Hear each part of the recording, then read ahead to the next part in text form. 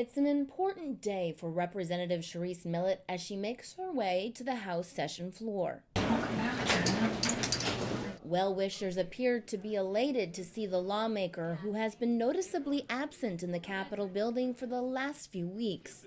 She went into caucus in the morning, came back and said that her back hurt.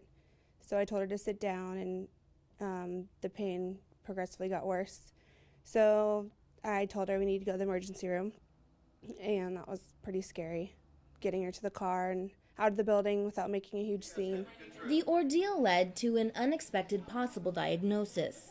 They think that I have MS, and they're pretty sure that with the lesions and the other symptoms that I've, had, that just had never been connected, that was going to be the path that I'd be on. Millett says she may walk a little slower, but says there is nothing that will prevent her from leading a productive life or doing her job. I feel great. I don't feel any different than I did before, other than now I have an explanation for some things that had been happening. So getting back to work is probably, the most important thing for me, just because I know I have constituents back home that expect me to represent them, and I'm able to do that. When it comes to representing, Millett says she has an A-plus team who carried on through the 2 weeks in her absence. She was in touch with us all the time, following up on everything that was going on in the building, and she was engaged, not in the building, but certainly engaged with the legislative process the whole time. Going beyond business and putting party differences aside, Millett's colleagues have rallied around her.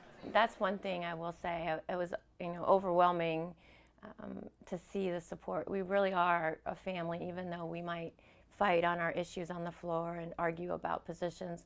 Ultimately, we spend 90 days enclosed in this building, and you become family. Family appears to be very important to Millett, who says seeing her children worry proved most difficult. And then my oldest son, Zach, and my youngest son, Zane, were fishing out in Iliamna. However, what she says proved to be most amazing, the community outreach.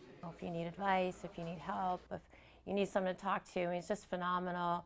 And that's just kind of the Alaskan spirit, that it's just not this building, it's, statewide, that people feel a connection. We're all 1 degree away from each other, basically, in Alaska. Now back at work, Millett says she plans to pick up where she left off.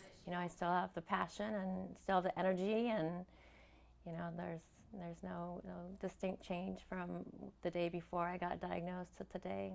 She's a hard worker. She's not going to give up, and this is only a little bump on the road, and she's going to do well the rest of the session.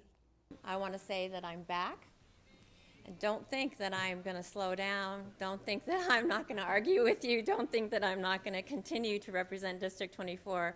And I'm a fighter, and that will continue to be my motto. So don't think that just because I'm a little weaker right now, you guys can take advantage of me, because you're sorely mistaken.